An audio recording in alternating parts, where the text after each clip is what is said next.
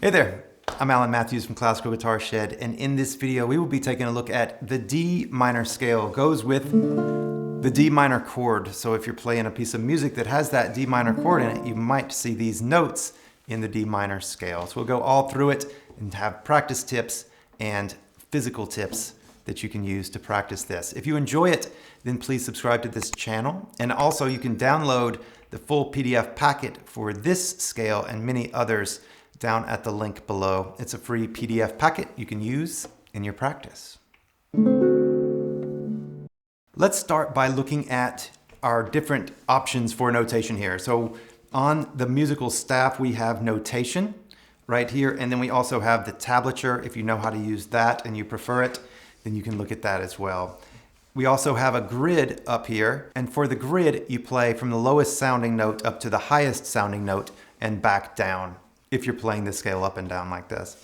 So on the musical notation here, notice we have a number in a circle to begin. Whenever we see a number in a circle, that means string number. So the first string is the highest sounding string, closest to the floor. Sixth string is the lowest sounding, the highest to the ceiling, or the one closest to the ceiling. So then this one starts on the open fourth string. Next to the notes, we have numbers, and these are finger numbers. So open, or the 0, means just to play the note with no finger on it. And then we have 1, 2, 3, and 4, index being 1, pinky being 4. So then for this scale, we have O, 2, 3, E, D, E, F. Next string, third string, we have G, the open, 2, that's A. And then the 3, B flat. We'll talk more about that in a second. And then on the second string, first fret, C, and third fret, D, and then back down. This is a natural minor. There are other types of minor, but this is a natural minor. It's the most commonly found type of minor chord or minor scale. And in this one, D minor, we have a B flat. And so whenever we find a B in this particular scale, then we're going to flat it, meaning we drop it 1 fret. So instead of having the open B or the 4th fret B, we drop it down to the 3rd fret on the 3rd string. And so that way we have O, 2, 3, O, 2, 3. So this is a way that you can remember this. And this is a very common minor pattern, is O, 2, 3.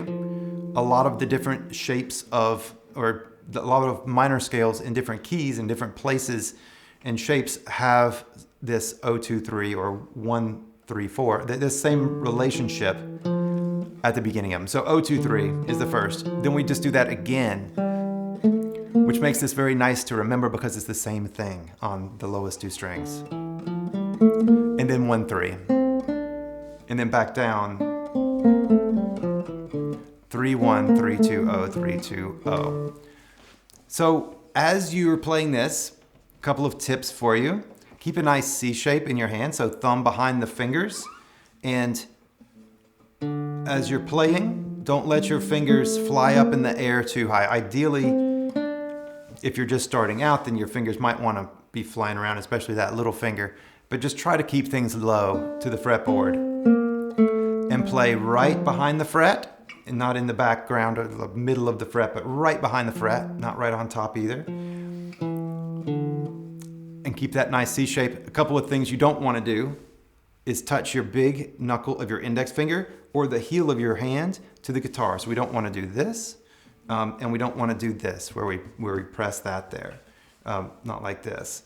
So it can help to elevate the neck like I've got it here, whether it's this high or even a little bit higher. If you put it way down here, then you're going to end up probably doing both of the things that I just said not to do, because it's a compromise to play down there. This just allows you to get under the guitar and use your hand in a more efficient way. When you're first learning this, you can use any right hand finger or thumb that you would like. Don't worry about the right hand. Just play whatever you need to play to do it. Eventually, you'll want to put in some good right hand scale technique. And if you click the link down below this video, then you can find links to right hand technique videos. It's beyond the scope of this video here, but you can find links to tutorials there. And also you can get the free PDF packet of scales that you can download and use in your practice. Things to listen for and things to do as you're playing these. The first one is play in a steady rhythm. So when you're practicing scales, one of the things that we're practicing is the rhythm and getting our fingers to do something at a specific point in time when we tell it, because that's how music works. Music works in rhythm, and then we want to use our scales, we want to play them as musically as possible so that our practice on scales directly benefits the music that we play, the pieces of music that we play. So always use a steady rhythm. A metronome is best. Ideally, we use a metronome whenever we're practicing technique, and scales fall into that camp of technique. The next thing that you can work towards is to connect the notes nicely. So instead of there being a huge gap in between, this is a little bit more advanced. So just know that this is down the road. Instead of there being a big gap in between each note, we want to butt them up as closely as possible and listen really hard to the end of one note meeting the next note. It's very smooth. There's a big gap, big gap. And this comes from lifting the left hand fingers, and it comes from preparing the right hand fingers. And so this is just something that eventually you can listen for, and it's one of the great things with scales.